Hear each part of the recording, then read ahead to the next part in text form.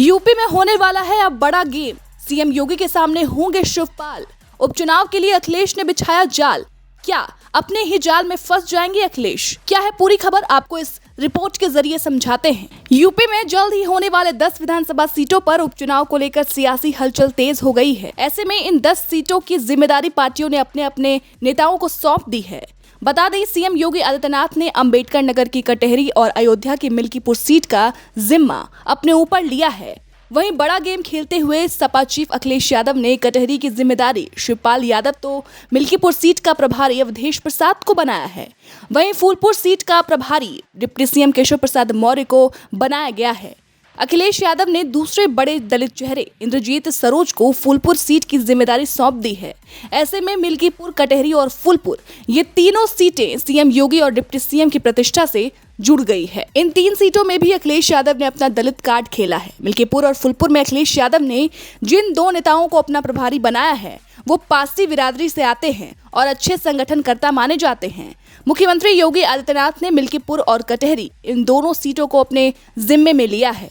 अखिलेश यादव ने योगी आदित्यनाथ के सामने शिवपाल यादव को खड़ा कर दिया है। शिवपाल यादव भी संगठन के महारथी माने जाते हैं और पिछले साल हुए घोसी उपचुनाव में शिवपाल यादव ने बीजेपी के उम्मीदवार को हरा कर अपना दम दिखाया था। इस बार शिवपाल यादव सीधे तौर पर मुख्यमंत्री योगी आदित्यनाथ के सामने कटहरी विधानसभा सीट पर आमने सामने होंगे, क्योंकि यहाँ की जिम्मेदारी योगी आदित्यनाथ ने अपने कंधों पर रखी है।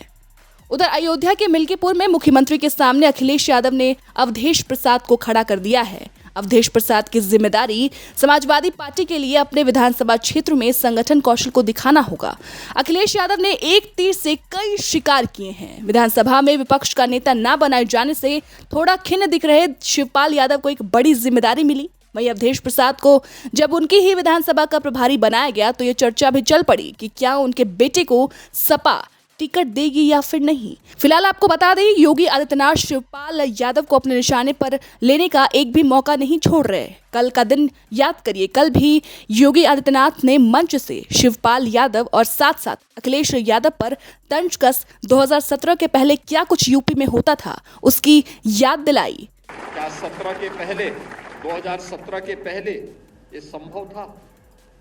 कतई नहीं, क्योंकि 17 के पहले तो चाचा और भतीजे में ही होड़ लग जाती थी कि कौन कहां से कितना वसूली कर ले। ये होड़ का जो सिलसिला चलता था, कहां पहुंचा दिया था? उत्तर प्रदेश को किस रसातल पर पहुंचा दिया।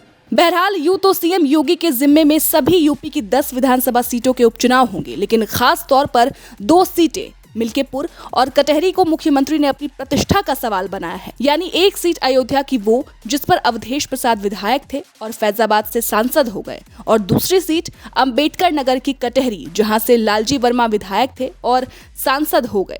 ऐसे में ये कहना गलत नहीं होगा कि सीएम योगी आदित्यनाथ के लिए ये 3 सीट काफी महत्वपूर्ण हैं और ये इस बार उपचुनाव केवल उपचुनाव नहीं है बल्कि एक बड़ा टेस्ट है यूपी के सीएम योगी आदित्यनाथ के लिए, क्योंकि जिस तरीके से सीएम योगी आदित्यनाथ को इस बार के लोकसभा चुनाव में बड़ा झटका लगा है, यूं कहें बीजेपी को बड़ा झटका लगा है। इस बार का उपचुनाव उनके लिए प्रतिष्ठा का चुनाव है, एक तरीके का बड़ा टेस्ट है, और इस टेस्ट में किस तरीके से योगी आदित्यनाथ पास होते हैं ये भी देखने वाली बात होगी। फिलहाल आपको बता दें, यूपी की जिन 10 सीटों पर उपचुनाव होना है उनमें करहल, मिल्कीपुर, सीसामऊ, कुद्रंकी, गाजियाबाद, फूलपुर, मंझवा, कटहरी, खैर और मीरापुर शामिल है। इनमें से 9 सीटें विधायकों के सांसद चुने जाने के कारण रिक्त हुई हैं। वहीं कानपुर की सीसामऊ सीट सपा नेता इरफान सोलंकी को एक मामले में 6 साल जेल की सजा होने के बाद उनकी विधायिका रद्द होने के कारण खाली हुई है। फिलहाल इस बार का उपचुनाव बेहद दिलचस्प होगा और जिस तरीके से योगी आदित्यनाथ ने